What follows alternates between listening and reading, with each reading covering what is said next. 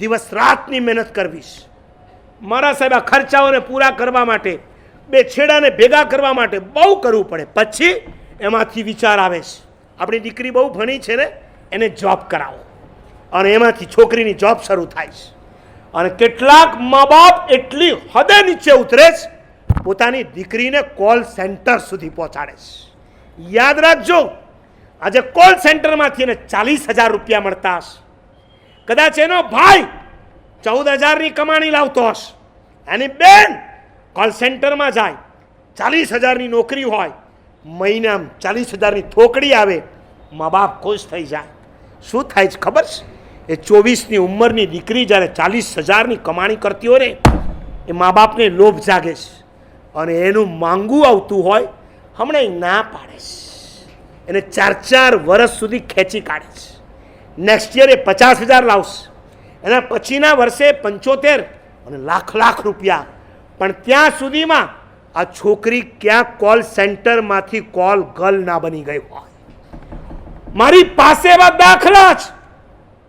Call સેન્ટરમાં ગયેલી એ છોકરી કોલ ગર્લ સુધી પહોંચી ગઈ છે, લાખો રૂપિયા કમાઈને આપતી હોય છે. પછી એને મેરેજની શું પડી હોય?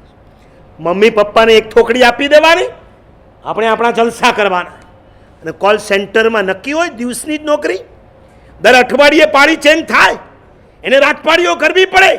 અમારા ઘરની ખાનદાન ઘરની દીકરીઓ રાત્રે જાય, આ દિવસે એકલી ના જઈ શકે, અને રાતના પણ તમે મોકલી દો. આ કઈ હદે તમે નીચે ઉતર્યા? આ બીજું કાંઈ નથી, તમારો લોભ છે. અતિ લોભના કારણે તમારા સંતાનોના શીલના ઠેકાણા ન રહે એવી નોકરી, ધૂળ પડી એવી નોકરીની અંદર બંધ કરો. તમારા સંતાનોને તમારા હાથ નીચે તૈયાર કરો. હું આવી વાત કરું છું, કેટલાક મોડર્ન કલ્ચરને નથી ગમવાનું, કેટલીક છોકરીઓને, યંગ ગર્લને નથી ગમવાનું. મારી સામે કદાચ ભલે વિરોધ ન કરે, અંદર ખાને એમને થતું હશે. 21મી સદીમાં જીવીએ છે મારા સાહેબ. 17મી સદીના વાતો લઈને તમે ક્યાં આવ્યા છો? આજ નહીં તો કાલ તમે મને યાદ કરશો.